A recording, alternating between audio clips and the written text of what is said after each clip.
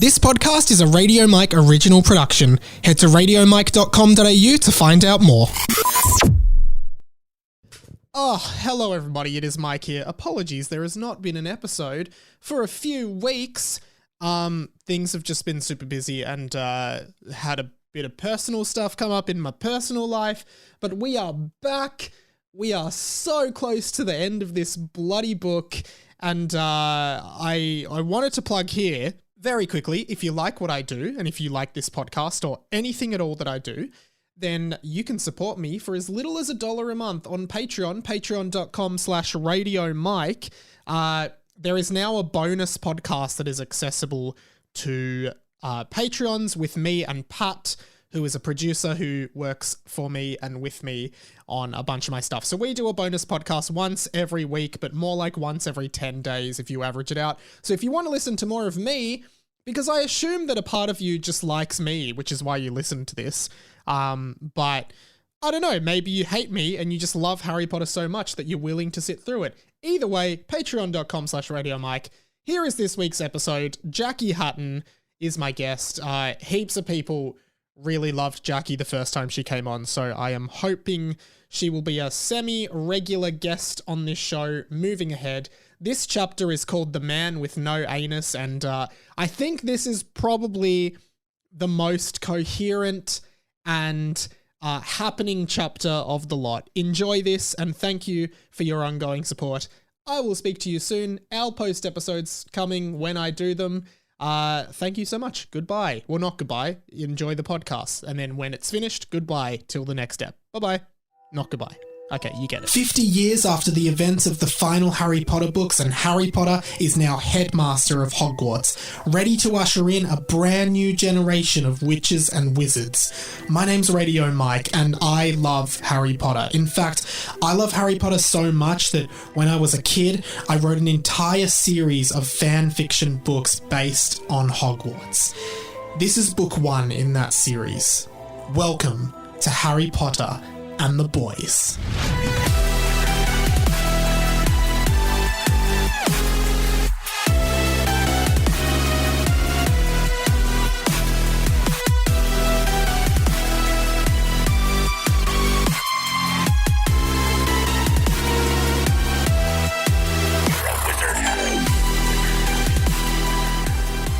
Hello, Hamoras, everyone. Welcome to Harry Potter and the Boys, a Harry Potter fan fiction podcast by me, Radio Waves Michelangelo. Jackie Hatton is back. Welcome back to the pod. Thank you for having me. You can speak a bit louder and closer to the mic. Thank you. No. You were very popular on the last chapter you read, which was the one where Potions teacher Mr. Charger writes an email to Boris Mailman, and you read it so well. You were such a pro. Yeah. It's been It's been a crazy few weeks since it came up. I mean, I haven't been able to sleep with the paparazzi, but that's paparazzi outside I've been to your house. Yeah. It's quite small. Where are the paparazzi or paparazzo? Well, they're for singular? quite small paparazzi. They're like those mini people from what's that movie with the small people? Downsizing with Matt Damon. Yeah. You haven't seen it, have you? I think I don't need to, I think. When you see the paparazzi, what do? Do you wave or do you just go about your day? No, I walk up to them and I say, hey, you do not get an ugly photo of me. And they never do. And you're like, you're so fucking small. If I wanted to, I could just squash you like an ant. So you watch yourself. Yeah. And then they'll be like, okay, first of all, that's really rude. You can't call people ants like that. And then I'm like feeling really guilty about it. So I go and like make little like outfits for them. Oh, I thought you were going to say thank you cards, but why would you make a thank you card? Hang on, I'm just going to turn this heater off because it's going to get really hot in here very quick. Yeah. Well, I'm glad we've spiraled you into some success. How have you been? We were just talking off air and you were telling me you're having like 5 existential crises at once, which yes. we can get into like one of them, but really the people are here for Harry Potter based content. Yeah. So what do you want to raise any of those points? If you're okay, this is going to be way too hard to get. Look, if you replace a car part, so far this podcast, it feels like we're both this is all over the place, which we're not. But this is probably sorry, guys. Before we were talking, I was trying to tell Jackie that someone will explain it better if you know right in. I won't be invited back for this next time. I was trying to the podcast. Tell her that analogy. Should I just not even do it? The car analogy. Let's just leave it as an off-air thing. I think you need to now. Okay, otherwise... so I was trying to tell Jackie that thing about if you have a car and gradually one by one you replace bits of the car, is it the same car at the end once all the parts have been replaced? And we were having a wider discussion about identity. But that's actually a thing that happens to people anyway, because like every 7 years. Your cells. Right. So I can't be held responsible for anything I did under the age of 17. Do you understand? We should actually talk about Harry Potter a bit.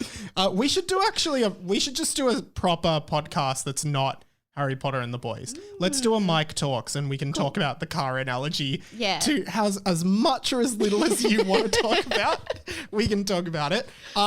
Obviously, well, not obvious to you because I assume I'm going to go out on a whim and say you haven't listened to any episode after the one you did of this podcast. Yeah, no, only my episode. Yeah. So, wow, things have taken a pretty big turn since you were last on. And we're really coming to the end of the book now. So basically the boys have been going through a series of chambers underneath Hogwarts to get to the secret room. Are they secret chambers? Yeah, I guess they're secret chambers. Oh, they're not. It's not the It's not the Chamber of Secrets though. Right. These are other secret chambers. This is, at some point, other chambers that were secret, but were not the Chamber of Secrets, were made. Right. Okay. And they're about to get to the secret room, which is where Boris Mailman and Mr. Charger have been scheming and are planning to meet there on the 10th of June at 10 p.m. to kill someone. And that's kind of where we're at. I guess this is like, I had a flick through. This is one of the longest chapters of the book so far. And I don't know if it's very laugh-centric because we are nearing the end. So things are serious. I know you're a comedian, but you're going to have to put your serious hat on, your serious black hat on to use That's Harry. my name. We should get into the fanfic though. Are you ready for it? Yeah, I'm as ready as I'm going to be. All right. Now, if you replaced one word of the fanfic one by one, at the end of it, would it still be the same fanfic? Yeah, I've actually spoken to my lawyers about this, and I think if I can replace up to 80% of this, I can get away with claiming this as my own fan fiction. Yeah, it's fine. All right. And also, guys, there hasn't been an episode for a while, which I sincerely apologize for. I've been trying to get Jackie in for ages, but because of several calendar fuck-ups on my end, I've had to reschedule. So sorry about that, Jackie. Thanks for being here. It's so fine. And just to reiterate, this chapter is not funny. No. It's very serious. This is a serious chapter. And this is about as serious as the chapter where Dumbledore dies, I would say. About as serious as Harry's godfather. Anyway, the chapter is called The Man with No Anus. That's actually not funny what you said because this is a not funny episode. Chapter 29, The Man with No Anus. And that is not funny. Now, but Please what? Don't laugh. No, but can I just say, first of all, as someone who hasn't been with the pod for a while, you imagine you open a book to chapter 29 and it says The Man with No Anus. What are you thinking at this point? How does he poop? Well, that's it's sort of like Immediate. cat dog, isn't it? Yeah. You wonder how cat dog poops. But we might find out. You go ahead and launch into it. All right. If you're happy and you know it, clap your hands, sung Derek. If you're happy and you know it, clap your hands. If you're happy and you know it, then you really ought to show it. If you're happy and you know it, clap your hands. Pause. And at no point, I think, did J.K. Rowling write a full nursery rhyme into her book. So this is a first for the Harry Potter franchise. Watch J.K. Rowling do that in her next book after listening to Harry Potter and the Boys. The whole Pop Goes the Weasel in Harry Potter and the Popping Weasel. So Derek is singing. Derek is singing. I thought you said you were going to sing a sad song, said Rob. Well, it is, because it says that if you're happy and you are aware of the fact that you are happy, you should clap your hands. And the fact that nobody was clapping their hands means that nobody is happy. Or even worse, nobody is even aware that they are happy. Is that Derek. worse? Because like, is it worse to not to be sad or to be happy but actually not realize that you're happy? What do you think's worse? Isn't that just like being sad? Yeah, that's just well, I'm having another existential crisis at that question. Yeah, like it's too much for Jackie to process. Did you see my brain frazzling as it happened? You're like, whoa, that is too much for me to handle. Okay, if you're sad, you don't know you're happy. No, so like that's the whole point. No, it's not. Happiness is within us. No, but think about it like cultivate it. So like, just say right now I'm really happy, but I don't know that I'm happy. So I guess I think that this feeling is not happiness. That's a pretty big tragedy. Like that's pretty crazy. Shout out all my children of abuse out there. Wow, that's dark, Jackie. Continue the book. This is not a funny chapter. No, it's a dark chapter. Right, said Michael. The boys had walked through the next door only to find a giant corridor. They had been walking for over an hour by now. It was probably 9:30. Even though Michael had saved Rob's life, Rob was still not talking to him. In the last chapter, they had to jump over a pit of flame, which was a 100-meter chasm in the ground, which they were all able to jump over. I put it down to the fact that this is set in 2050, so I think people would be able to jump 100 meters long by that point. Yeah. You've seen all those like videos of the Olympics in the 40s. Yeah, and people could jump like 1 meter. Yeah, and they now all we just can look like prancing horses. Yeah, exactly. That was my exact theory. I think you're correct. Come on, Rob, I saved your life, said Michael. Yeah, Rob, what are you doing this for? Asked Lockie. Come on, guys, let's go faster, said Rob, changing the subject. The boys walked for another minute. We've all said that before. Come on, guys. Let's go faster. The boys walked for another minute until they saw the light shining at the end of the corridor. Okay. Are we dead? Asked Derek. And you would think because that's, a common trope, you see a light at the end of a tunnel or corridor, you might be dead. Which, if that is a common trope, do movies exist in this world? Yeah, surely, right? I guess so. Do movies exist in the Harry Potter world? I guess for muggles they do, but do they for wizards? They probably just do plays because they're so backward. But it's like if movies exist, why wouldn't you watch them? Like I don't. But if you were a wizard and there was like, I don't know, like Mission Impossible came out, wouldn't you just be like, why don't they just use magic? And you just wouldn't understand that they can't. Like maybe wizards have their own form of movies that muggles can't watch. I have to think about that one. Thanks. That's another crisis. Are we dead? Asked Derek. No, said Lockie. Come on, we're almost there, said Rob. They all began to run, except Michael, and they finally reached the light. Michael never runs. I've noticed that. Really? Well, from that last sentence. Just from that one sentence? I did notice. He wasn't just from running. the one time it's specified that he didn't run. I've been noticing lately something about Michael. Michael just does not like running. So they've reached the light. What is it? It was a large door. The boys pushed it open and ran inside. Michael and Rob recognized this room. And there's no G in recognized. Yeah. Which I guess the G can sometimes be silent. Like I guess it is recognized, but some people just say recognized. Yeah. Okay. And to be fair, I've forgotten to do the British accent. Yeah. So it's okay, I think. Which was, they recognized the room. Yeah. Good accent, like I guess. it? Yeah, I mean, not really. Would you like me to continue doing it? I won't. Almost 0% yes. So okay. They had seen in the Pensieve where Mr. Charger and Mailman were building the shaft of light. So they have seen the room in the Pensieve before. Well, that's what the book just said. I didn't really need a save. This is it, said Rob. How do you know? Asked Lockie. Well, first of all, I've seen this room in the Pensieve. And second of all, it says right there. He pointed to a sign right above the door. It said SR, secret room. So that's where they've been trying to get, the secret room. Mm-hmm. And they've finally reached there. What? Secret room. No, sorry. It just made me think of a friend of mine, another comic in Melbourne, has a joke, Jacob Sasha, about how is the room of requirement not always full of masturbating teenagers?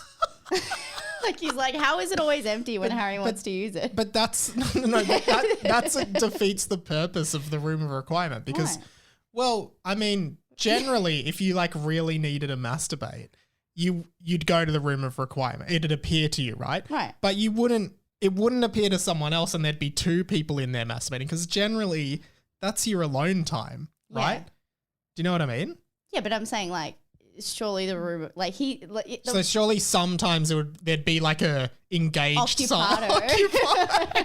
No entry, and then someone will come out just like zipping up their fly and say, "Oh, sorry, mate, I'm done in there." And then Harry goes in, and it hasn't transformed to the cubicle toilet that guy used into the big room where he can teach the TA. So it's just like cum everywhere.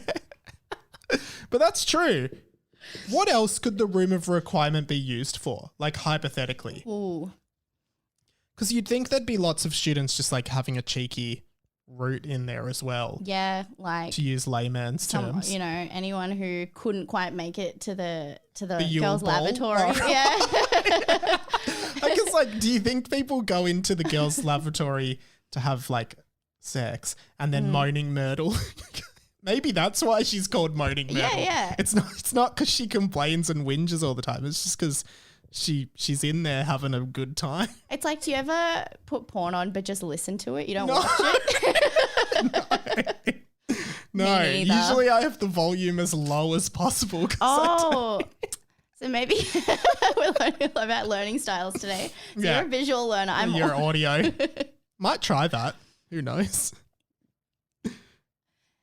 Secret room, asked Derek, coming up with an idea. No, he didn't say that. Oh, Michael, maybe you and I could come down here sometime. I don't know, just a suggestion. That's pretty lame, said Michael. The boys looked around the room. There's no one in here, said Lockie. What? Where is Mr. Charger? Said Rob. And now think of this, like, there's no one in this room. You've been they jumped over a pit of flame to stop Mr. Charger. And they get there and the room's empty. Like, you would be pretty disappointed. Mr. Charger's in the other room. the room of masturbatory magic. Yeah, I remember. He's in the room, the 69 room. He loved that in the other chapter. He did. He's his email still address. Sifting through all the not websites sexy material. That were sent in. Yeah, he's in there sifting through it. It's taken a while, well, but we definitely need to block that one. All right, what's this one? Pornhub. All right. Okay, I might need to just scroll through. I need the room of requirement.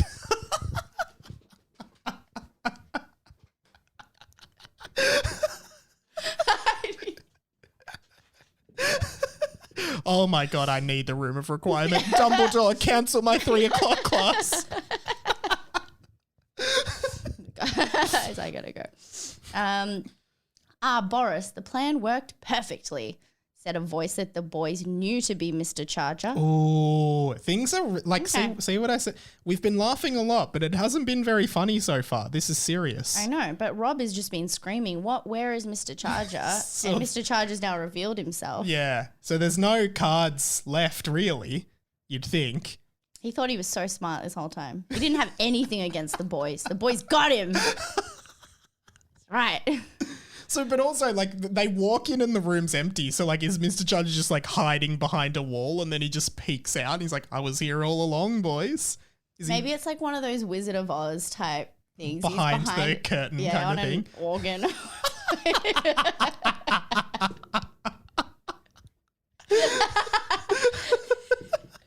Mr. Charger's just a frail old man. Yeah. All right, so the plan worked perfectly. He emerged from the darkness with a rose in his mouth and a top hat on his usual idiotic head. He was also wearing white gloves, just like the other people in the dreams with JWC on their shirt. Okay, so context for a non-fan of Harry Potter and the Boys. Basically, throughout the book, the boys keep having these like prophetic dreams. Is that a word? Prophetic? Yeah. Prosthetic. No, not prosthetic. Prophetic. It's like a fake. No, like a prophet. Like dreams of the future, I guess. How are you going to make a profit off of dreams? And the future seems to be now. So they've been having a dream of this exact room, and there's been all these men lined up in white tuxedos with JWC on their shirt. And in an earlier chapter, Mr. Charger announced that he is a member of a choir called the Jim Wilkins Choir. So fans of the book are theorizing that JWC is the Jim Wilkins Choir. This is actually so weird because you just described my dream wedding. Which part of that is your dream weddings? Lots of men wearing white tuxedos and in a choir, or like which? Yeah, and then they all sing "Jackie Smells Good."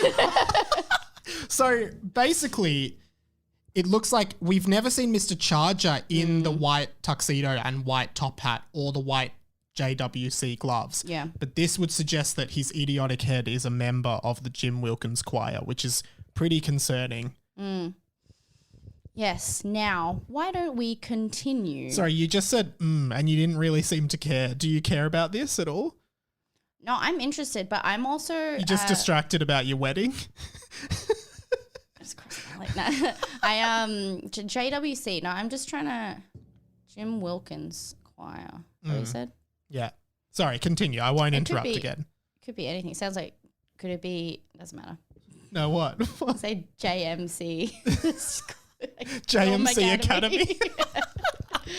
This is the loosest episode of this I've ever done. I'm so sorry. No, it's good. It's good. Like I said, I did have a Vietnamese iced coffee today, and there is it changes me. Hey, JWC. Okay. All right. And then, yes, now, why don't we continue, said the voice that definitely belonged to Boris Mailman. Also, we didn't mention that Mr. Charger had a rose in his mouth. Yeah. Which is quite seductive. Like, if your teacher, who usually just like wore a smart business suit to class, came to school in a white tuxedo and top hat with a rose in his mouth, how would you feel about that? Seduced? Would you? I mean, well, that's inappropriate. Not by you. Like that's a physiological. Yeah, you're a student, but you're having a normal physiological response. What he's doing is wrong. Yes. But yeah. Yeah. Well, it is. But who's to say it's for me? It's wrong. Oh, right. It could be for anyone. Could be for anyone. One of the other teachers. Could be. Possibly. Who are we to say how he might express himself through fashion? That's true. Did you ever watch Pokemon as a girl? Yeah. Because remember Jesse and James from Team Rocket? Yes. Remember James always used to have a rose? Yes. And he always he was a funny character because he had like questionable sexuality and he like would cross dress a lot. That was this is kind of evoking that to me. Well, I swear to God, if Boris Mailman, is it Boris Mailman who's dressed up? Yeah. No. Oh, it's Mr. Charger's dressed up. Yeah, if Mr. Charger even comes close to Pikachu, I'll kick his And then, Daddy, I want a pet squirrel, said the voice of Mailman.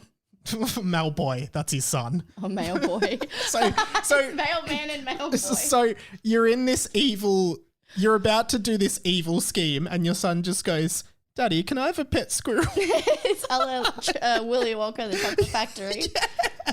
Veruca, is it Veruca Salt? Is that her name? Veruca something, yeah. Yeah, it's Veruca. That movie / book, Charlie and the Chocolate Factory, I'm sorry, but that's fucked. And there is a liability suit coming to Willy Wonka. Like one of Oompa Loompas? Not just that, but the kids, like one of them drowns in a chocolate lake. One of them turns into a giant blueberry. And Mike TV, doesn't he become like a pixelated thing? No, they have to stretch him out because he gets really small. Oh, they stretch him out. That's right. That's crazy. But they were naughty. It's like jail. Like you have to. It's like, what do you want them to do? She turned into a blueberry. They had to squeeze her. I just feel sorry for those don't kids. eat it. And then Charlie's just like, oh, cool. And now I own the chocolate factory. It's like, Charlie, Yeah. I've been turned into a blueberry. Charlie's being groomed. Charlie is so, like, far away from reality that his friend has been turned into a blueberry and he's still like, I want to run the chocolate factory. It looks awesome. Charlie, I'm a blueberry. Look at me.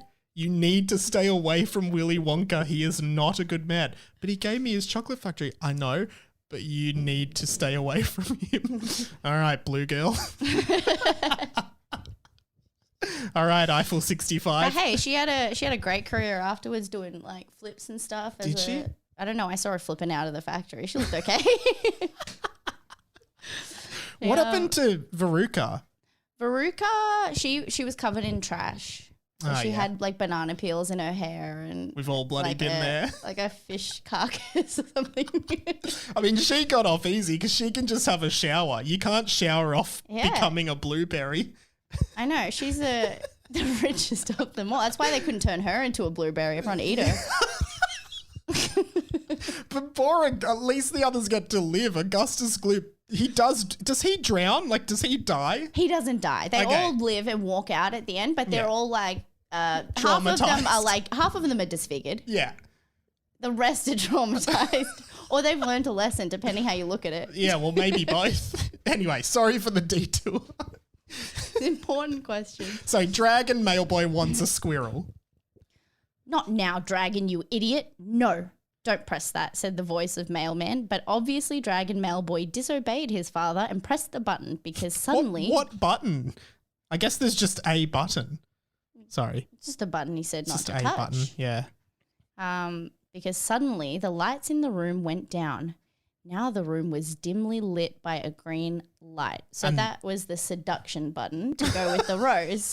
It's like the one that makes the bed rotate on. Yeah, but like a red rose with dim green lighting. That doesn't. But this is the dream. That's exactly what a Slytherin would think is romantic, though. It's probably a dead red rose. The dream always has a dim green light. So now all these dreams the boys have been having, it is now clear that they were projections of the future. And now we are there. This is crazy. Long-time listeners will be freaking out, unlike you. I'm also freaking out because this is all news to me. You're just trying to piece it all together. You're just like, whoa. Where have we seen this before? Said Michael sarcastically.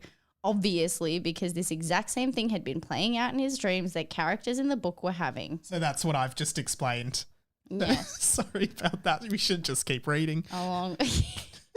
His back was not hurting as much anymore, and so he could stand up straight. In the last chapter, his back was torn in half.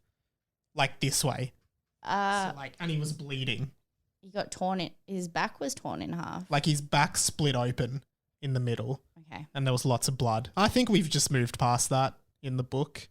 It's a minor spinal injury. Let's move on right along. The dream, said Rob. Well, what a read. That was a great read. No way. But unfortunately, this time it wasn't a dream. In front of the boys, hundreds of men stood, all in top hats, white suits, white gloves, and the letters JWC. 3 of them emerged from the pack. Wow. Mr. Charger. Wow. Boris Mailman. Wow. And the hairy man from the dreams. So, do you like hairy men? Do you actually like hairy men, or do you prefer men who are less hairy? I do prefer less hairy men. Well, we all have our It type. was a lie. The hairy man does appear in the dreams, but we don't have any idea of his identity. But here he is in the flesh or in the hair, because there isn't much flesh if he's called the hairy man. Hair everywhere, but not a wig to wear. Cool.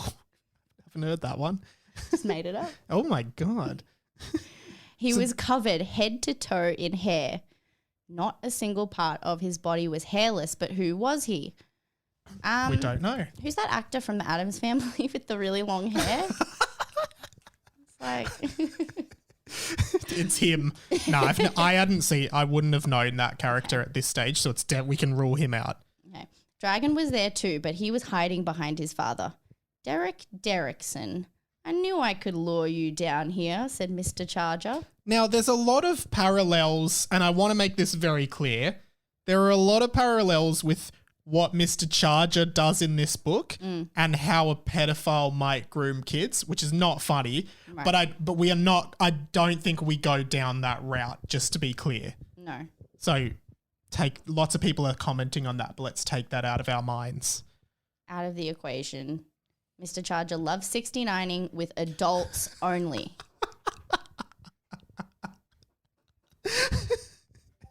The hairy man walked over to Mr. Charger, just like in the dream. He whispered something into Mr. Charger's ear and pointed at Lockie. Mr. Charger nodded and the hairy man disappeared. We assume he apparates away, but we don't really know. But that is interesting. Like, there seems to be something deeper going on throughout this book with Lockie. Perhaps we'll find out later. Expelliarmus, yelled Mr. Charger. The boys were disarmed. Don't worry, I'll let you fight. But first, I want to explain the story of how this very room came to be. It was probably about 20 or something years ago. Boris and I were just wee little first years here at Hogwarts. We were wimps. We were weak. At least he admits it. But then we met the greatest, most dark wizard in the world, Voldemort. Pause. Bombshell. And I'll tell you why. Voldemort, I guess it's been unclear throughout the book if Voldemort... No, I think the first sentence of the book is that Voldemort is back now. It's kind of like, have you seen Star Wars Episode 9?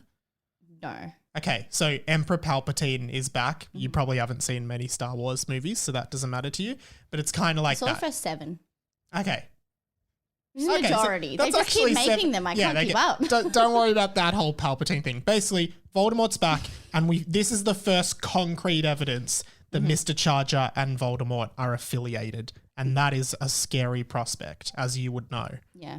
Except for that letter he did leave that said you know who. And oh, yeah, that's right. I forgot all about that. But he didn't say Voldemort. But now he has. He said Voldemort. Then he gave us power. He told us to build a secret room in the most secretive place in the school. And coincidentally, we picked right here, the secret room.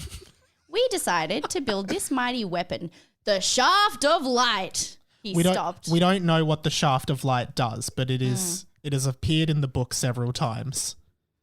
I wonder if it's to do with the red rose in his teeth. The Shaft of Light. He flicked his wand and the mighty Shaft of Light appeared. That's impossible, said Michael. You are a squib. Do you know what a squib is in Harry Potter? Yes, it's someone who was born to a wizarding family but is not magical. There you go. Correct. Such as that old groundskeeper whose name I forgot. Mr. Filch is a squib, yes. And we did hear earlier in the book that Mr. Charger is a squib with a knack for potions, but he has been doing magic over and over again in the book, which has raised some serious questions about how he's doing that. Very clever. I am a squib. However, I have the Dark Lord on my side. He allows me to use magic, yelled Mr. Charger. Fine, just tell us where Ron Weasley is, said Michael. Oh, you are so clever.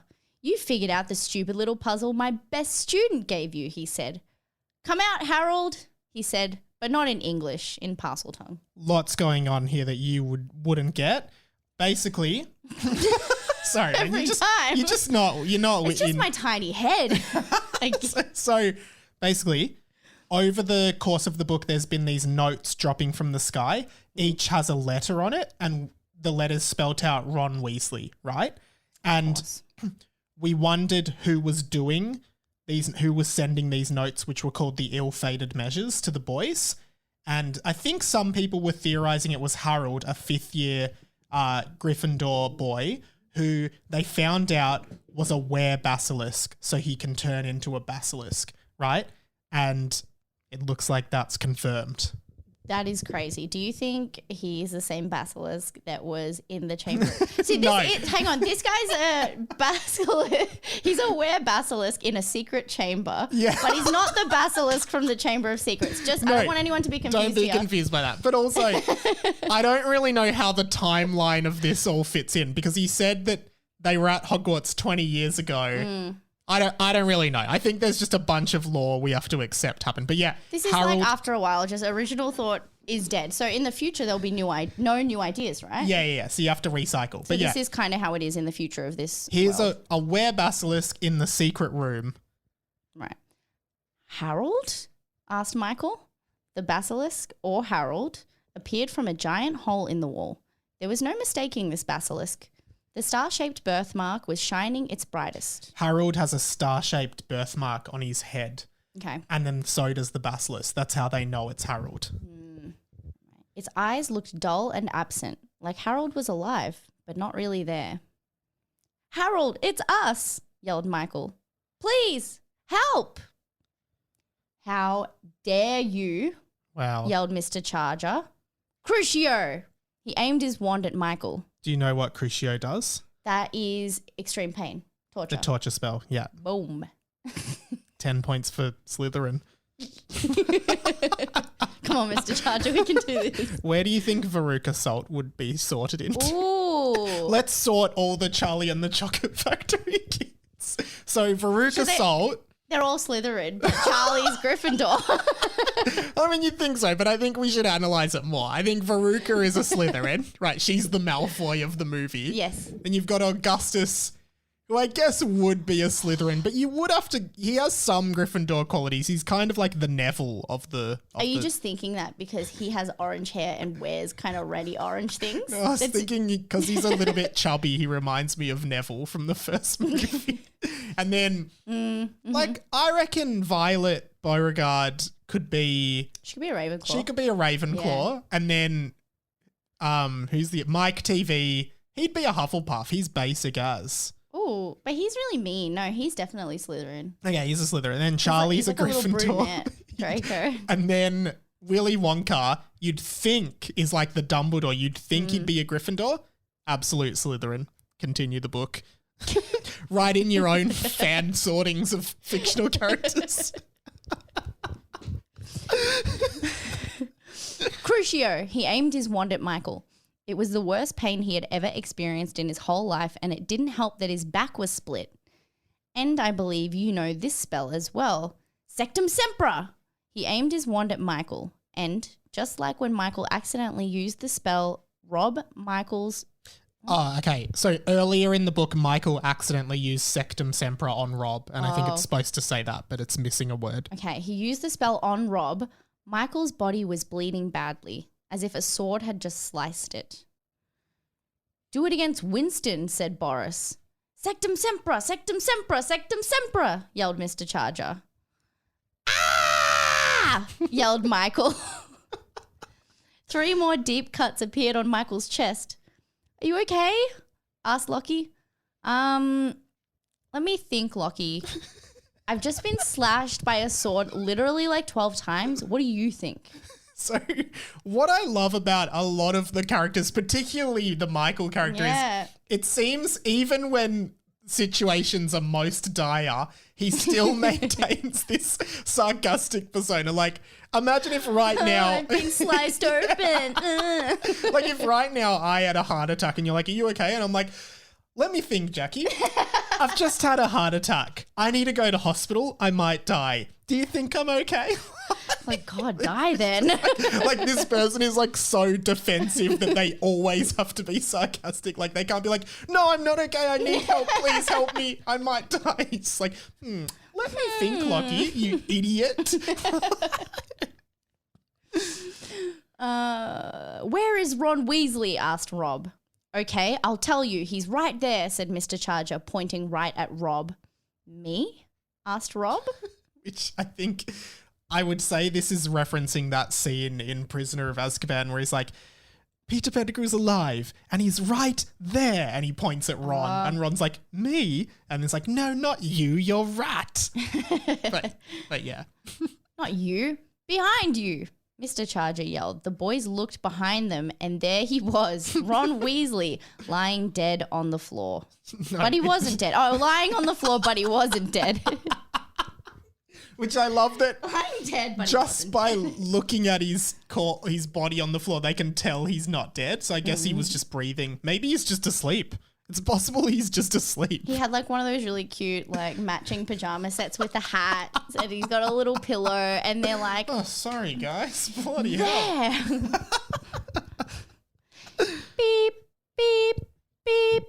It was Derek's alarm watch kind of thing that Mr. Charger had given him for Christmas in one of the earlier chapters that we thought was pointless. So this is where I want to bring up some of the genius of the author. Because like, yeah, there was a chapter earlier where it was Christmas and it was announced that Derek got an alarm clock from Mr. Charger. And I think whoever the guest was on that episode and me, we just thought it was funny and stupid. But look at it now. Like, apparently it's plot relevant. It's beeping. Crazy. I like that. I really like that the author has such a good memory about what's happened so far in the book. Yeah. Well, I'm doing the podcast every week, so I bloody well hope so. I feel like I'm the only person who actually. Well, I don't even remember what happens in the book. No, I meant within the book. Oh, within like the book. The narrator of the book is like reminds the reader. Yes.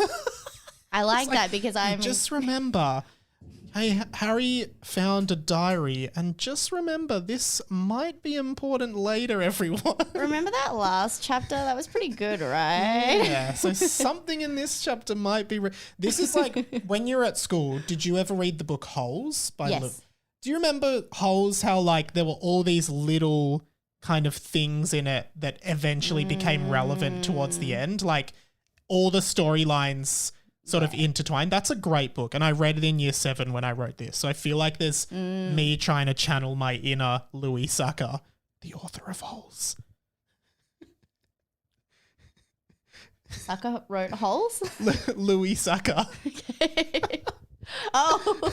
What did you think I said? Are you saying Louis C.K. wrote Holes? Yeah. Louis C.K. wrote Holes backstage at a comedy club.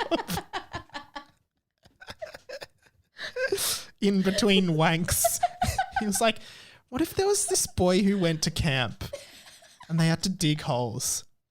Because you know how much I love holes, and putting Louis my C.K. dick in pitched there. the idea of the book, and it got lost in translation a bit. Yeah. Yeah, exactly. So Louis no, his CK name's wrote Louis Holes. Sucker. Oh, I see you're still wearing the watch I gave you for Christmas, Mr. Derrickson. 10 o'clock, I believe it says right now. So look how orchestrated this has been from the Charge Master, Mr. Charger. To the minute. That's what I call him. Huh? Asked Michael. At 10:01 will die. It's 10 o'clock on the 10th of June, said Rob. Wow. I don't know what that means. Oh, so there was a prophecy that was given to them that said where at 10, one will die. And they've been like, oh, shit. Oh, at 10, and one will die. There were 10 ill-fated measures. Now it's 10 o'clock on the 10th of June. How many men in tuxedos are there? Well, Is there 10? I don't think that's specified, but it said, didn't it say there was like rows and rows of them? Like there's How many per row? Because if there's 3.3 per row and there's 3 rows, then yeah, I mean there's 10 guys. And that tracks. That's fine. One of them's just been cut into thirds. Well, you didn't get the dance moves down in time. That's you're last on the list. All right. Yes, and now unfortunately for you, Mr. Weasley, you will die, Mr. Charger said. You will never kill me, yelled Ron. He had sprung up from the ground. Is that so? Said Mr. Charger. Do you think anyone, like, someone's, like, held a gun to someone and they've just been like, you will never kill me, and then they just, like, fire the trigger? Because, like, Mr. Charger effectively just has a gun, you know, a wand with a Vada Kedavra, bam, he's dead. Yeah. He's like, you'll never kill me. He could kill him right then and there. Why don't they just get guns? Yeah, that's true. Is that so? Said Mr. Charger. Mailman and the men in the white suits all laughed. One of them even did a small fart, which caused everyone to laugh even more.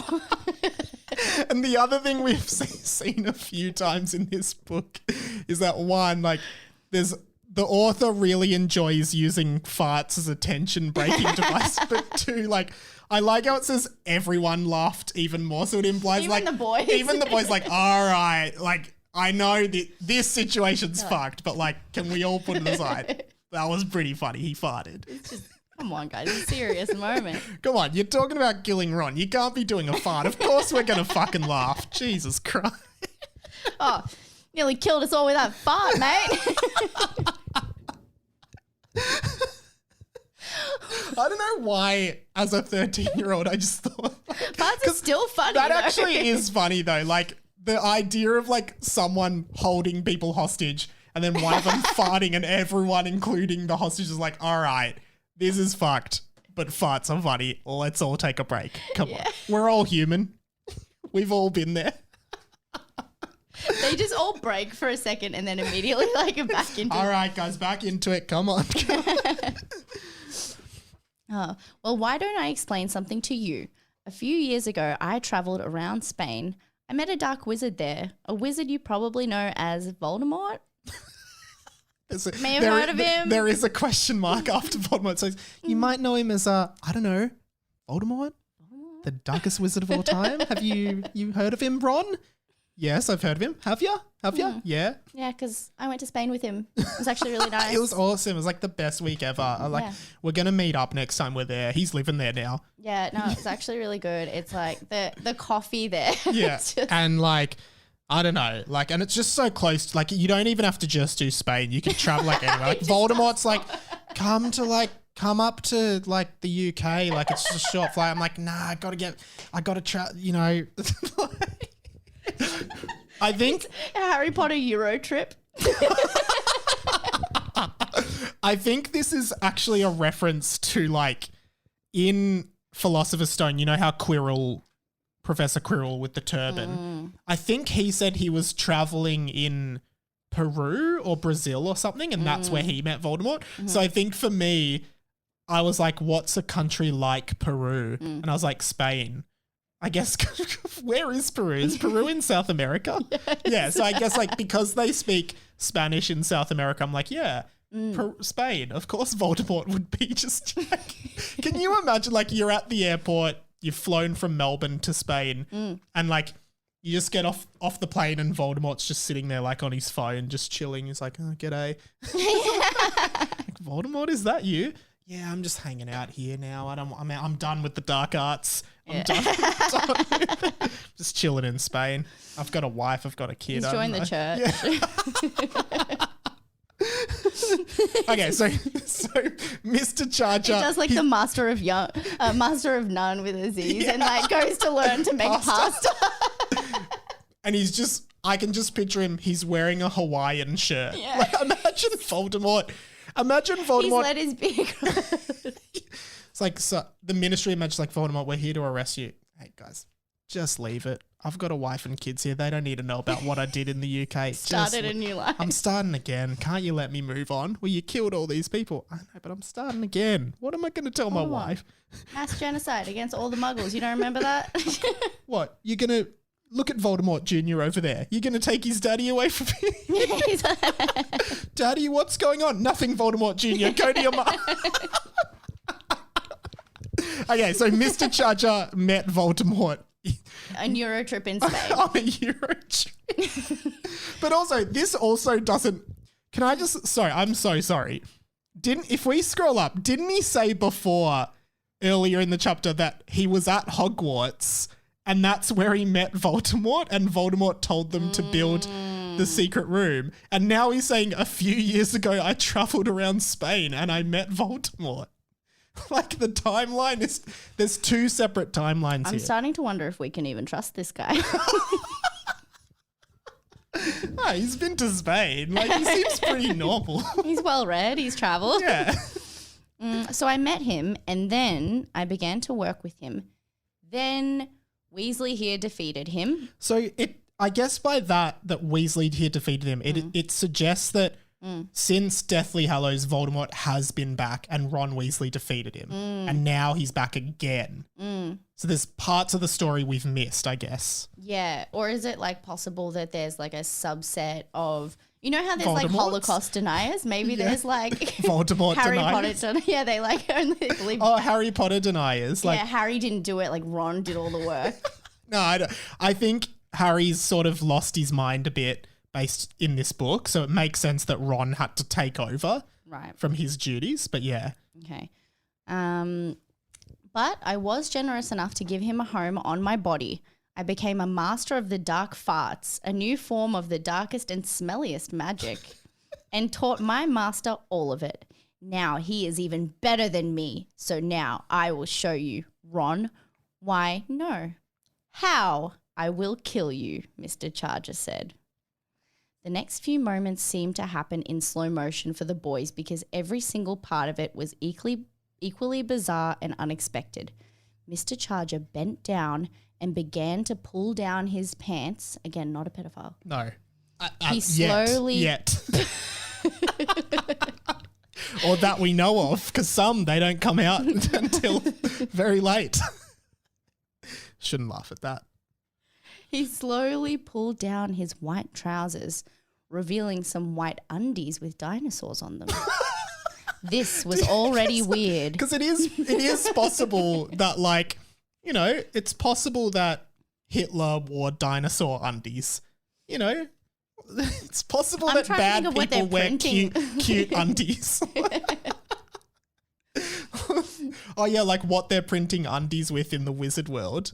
Well, hang on. You said Hitler. I'm thinking World War II. Did they even... Have printers? Yeah, could they print materials like that? I think so, yeah. Okay. This is not the point. Not the point. The point is I think the undies had dinosaurs on them. And you got to ask, what dinosaurs? Triceratops, Apatosaurus, T-Rex, Brontosaurus, Stegosaurus. They're all... We don't know. Yeah. It does change a lot. It changes the vibe. Because if it's a T-Rex, you can understand. If it's a Brontosaurus, you're like, oh, why would an evil man wear Brontosaurus undies? Yeah. I got nothing for you there on that one. I'm so sorry. This was already weird. And then everyone was making a WTF kind of face. Like, what the hell? Wait, what? What the hell, Mr. Charger? Is everything okay? But then things got even weirder. He removed the dinosaur undies and revealed himself. I'm shocked, but I never saw this coming. Completely nude from the front down, a sight nobody wants to see from a teacher, and especially someone trying to murder them. Once he had finished, he said nothing, just standing there with his willy visible. So your teacher is part of a murderous cult and removes his pants to show his dinosaur undies, then removes his undies to you. And Harry really has done nothing. Where is Harry? Harry's gone crazy. He's headmaster of the school, but he's like a man-child now. That's why Ron is like in charge. So, and this is the problem with society, guys. The signs were there all along that he was going to do this, and we just let him keep going. Which is when he was asking about the sexy website. He's emailing parents about porn sites, and we said, it's just a porn site. It's not a big deal. And look at this. Dinosaur undies. I actually have dinosaur undies. I'm not wearing them now, but I have like undies with green little dinosaurs on them. What kind of dinosaurs? I don't know. I'll check. I also have Stormtrooper undies that I bought when I was dating a girl who liked Star Wars. So I bought Stormtrooper undies. Why is that? So that's fine. Why are you so embarrassed by that? Because I just thought it would be like a funny thing. You think you have to have like manlier undies that have like buffalo wings on them or something? Like a beer and a car. No, I just thought it was funny because I knew she loved Star Wars. And I was like, I'll totally buy these Stormtrooper undies. And like, you know, then she'll see them. You're like, wow, Stormtrooper undies. You love Star Wars. Why would you be wearing them as undies? Like, do you want to storm my troop now? Yeah, that's what I thought. Didn't. Anyway. Are we missing something? Because at the moment, we can just see your doodle, Mr. Charger, said Michael, coming through with the sarcasm. He's always on. Sorry, Mr. Charger, you realise you're just full frontal nudity. You said you were going to tell us how you're going to kill Ron. Is it with your penis or is there something we're missing here? And we're coming to the end of the chapter. "Oh my dark lord, my mistake," said Mr. Charger, giggling a bit. Causing everyone to lightheartedly giggle a bit at the absurdity of all this. Another one of those like, all right, like you're going to kill us, but like how crazy is this? Whatever this is crazy. This is Mr. Charger. Okay, did he mean to? I'm sorry, I read the next sentence. I'm going to read it for. Okay, you read it and we will respond to it. Mr. Charger turned around and unmistakably, where an anus should have been, there was a face. It was Radio Mike's face. I knew it. Those dinosaur aunties. I should have known. No, but it does say there was a face. Though. Unmistakably, where an anus should have been, there was a face. End of chapter. And like insane. Like I think it's clear that because obviously at the end of Philosopher's Stone, Professor Quirrell unwraps his turban. Yeah. Voldemort's on the back of his head. Yeah. Voldemort obviously thinks, well, in the past it kind of worked with that Quirrell guy. Maybe I'll go attach myself to Mr. Charger's bum. It was like, that was too obvious last time. Yeah. No one will expect. Because, like, I'll do, like, the 2 years on his bum. I'll, accept that, my mouth is going to have poo coming out of it. And then once I'm revived, it'll all be worth it, right? Plus he knows it's safe because Mr. Charger's more of a suck kind of guy. More of a what? A suck kind of guy? He's more of a 69er. He's more of a suck than a fuck. So, the butthole's clear to go. But, like, I think, because, like, the Professor, not to toot my own horn, but the Professor Quirrell thing is a bit of a shock. Like, Voldemort's on the back of his head and me, a 13-year-old, goes, what is, like, a funnier version of that? And I'm like, how funny would it be if Voldemort's face and was on a teacher's ass instead of the back of his head? Crazy. And the chapter in Philosopher's Stone, the book, is called The Man with Two Faces. And then I've called this The Man with No Anus. And like a whole slew of questions come up here. Yeah. Because it's like, is the face on one of the cheeks, or is there just like where a butt should be? It's just cut off and there's a face? Or like how are you picturing it? I'm picturing like if you look at his butt and spread the cheeks, Okay, so there will be a face where the butthole is. The cheeks are there. Cheeks are there. Yeah, because it does say the man with no anus, not the man with no gluteus maximus. Yeah. So do you think Mr. Charge, he turns around and he has to like bend down and spread his cheeks? I think he has to do that. He has to do So he's just... Go on. I know, so he's just like, he's... But it's also funny because like... His butt cheek talk like that. But it's funny because like he takes his undies off and like everyone's just looking at his dick and he doesn't even think, he doesn't think, they can't see Voldemort. Fuck, I have to turn around. And then like, are we missing something? And then he turns around. I think it's funny that he has to like the mouth. It's like squashed on the inside of his bum cheeks and then the mouth is the bum hole, but he has to kind of like allow it to speak by moving it. And also like as he talks, as Voldemort talks, which we might see in the next chapter, as Voldemort talks, he can't help but let some farts out. So he's like, Harry Potter, the boy who... Sorry, I spat all over you. But... And it's like, this is the least dignified we've seen Voldemort. It's crazy. I just want to know what's going to happen next. Voldemort he's really fell off these last He's so desperate for a body, he's willing to... Because have you ever thought that like... sorry, we will wrap up soon. But Voldemort, as a human, as a man, he poops. You don't think of that much. But like all of us, he has to sit down. Well, this is the thing. Is there not... A spell to... Puis remuus. Puis remuus. Nice, but like... Yeah, I don't know. I mean, that's what a way to live. And well, then who did the earlier fart? Was it maybe Voldemort letting slip that he was there? We might never know. And that's why they were giggling. But there was a chapter earlier in the book where Mr. Charger was in a room by himself talking to someone, and then the boys walked in and he quickly pulled his pants up. Now it's clear that he was talking to Voldemort on his bum. And I think in your chapter in the email, he said, this little arrangement I've got going with Voldemort or the Dark Lord isn't working for me. That was probably the face to bum arrangement, but not face to bum in the way that we might have thought. Now, see, because I also wonder, do you get to choose where in your body you put them, or is this like this is something gone horribly wrong?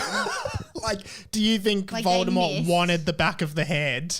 Yeah, And then Mr. Charger just heard back and thought maybe he just means my bum. Like, and also every time Mr. Charger sits down, does Voldemort just get hurt? Like, there's so many questions. No, because we already established the cheeks are still there. Yeah, true. So they're a cushioning. Yeah. But so he's fine. He's between the cheeks. It's certainly not a comfortable life. Well, well, here's the thing. If it's Voldemort's face like this out of the butthole, right, is his whole body then inside the colon? And like it's just his face left going out? No, he's not. Is he one of the small people? From the start of the podcast. Not the paparazzi. No, I don't think Voldemort isn't like an unborn child inside Mr. Charger. I think he's just he's waiting to be born, but Mr. Charger has hemorrhoids. He's like, it's just too painful to squeeze you out. Like, you just have to stay there. All right. The man with no anus. Jackie, thanks for coming back on the pod. Will you do a third chapter? Yes. Absolutely. I need to know. So you can find Jackie on Instagram at Illfection. Yep. And do you have a website now, or is it just a link tree? It's just a link tree. It's just a link tree. Yeah. So on Instagram Illfection, or TikTok Illfection, or YouTube Illfection. Yep. You can see links, and you're doing like heaps of stand-up comedy now. Yeah. Which is really cool. Talk about that to wrap up. Cool. So I do stand-up comedy, performing all over Melbourne. I normally do like 1 or 2 shows a week. I put all my shows in the link in my bio. So if you do want to come out and watch me sometime, you can just click the cool button and then it'll do it, and it's good. If you're listening to this on the day it comes out, which is the 14th of July, which just reminds me it's my dad's birthday tomorrow, and I haven't got him a present, but cool. You're doing 2 shows on the 14th of July. So I'm doing 1 show now. Oh, you're doing 1. So if you listen to this on the day it comes out and then you're like, what should we do tonight? Like, where is the show? Do you want to just plug that? Yeah, it's in Melbourne CBD, although I think it might be almost sold out. Oh, okay. Well, that's your guys' fault for not listening sooner. All right. No, but go check out Jackie's stuff. There'll be more shows. Go hit the link. Hit the link. Thanks, guys. Goodbye, Hamora. Jackie? Goodbye, Hamor Horrors. Ooh, 69.